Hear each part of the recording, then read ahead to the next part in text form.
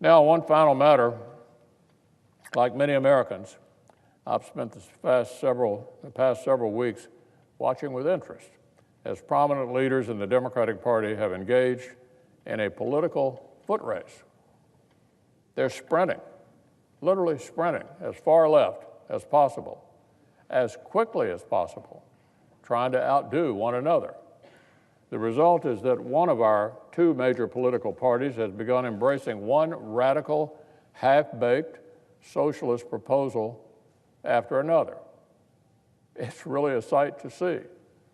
First came the Democratic Politician Protection Act, a sweeping Washington, D.C. takeover of what Americans can say about politics and how they elect their representatives.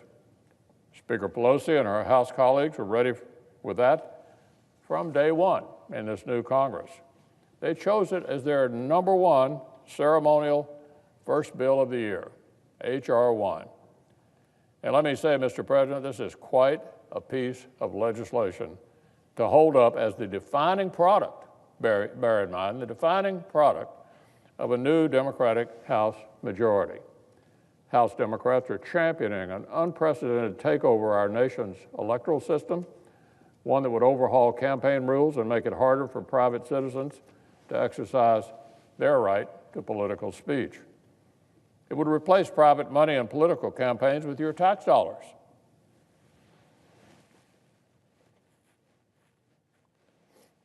Let me say that again. They'd take your private money contributed to a candidate of your choice out of the political process and replace that with your tax dollars.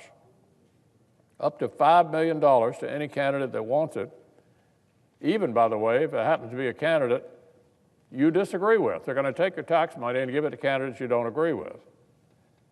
And swing the partisan balance of the Federal Election Commission, which has the final say in election regulations.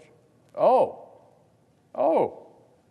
comes under the guise of, you guessed it, this is about restoring democracy. Of course, Mr. President, this sprawling 622-page doorstop is never going to become law. I certainly don't plan to even bring it to the floor here in the Senate. There's always improvements and reforms to be made, but this certainly isn't it.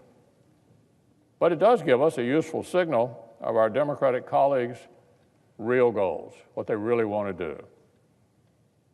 Democrats look out over the landscape of America today, and everywhere they look, they see opportunity to seize money and power from American families and communities and pile it up in their own hands, you guessed it, right here in Washington. Taxing more, spending more, and Washington seizing more power away from the people. That is the Democrats' hammer of choice. And in every part of American life, they see a nail. In every part of American life, they see a nail. Just look at the Green New Deal. From what we understand, the American people can expect a government-mandated overhaul of every four-walled structure in America. A government-mandated overhaul of every four-walled structure in America. If that were not enough, an end to American fossil fuel and energy production from nuclear power plants. Of course, along with all the jobs that make both of those possible. And according to background documents, plans for a government-guaranteed income. Listen to this, a government-guaranteed income for those unwilling to work.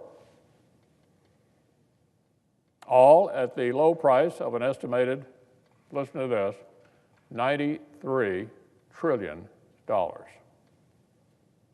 And of course, next came the massive one-size-fits-all government-run health care proposal, Medicare for none.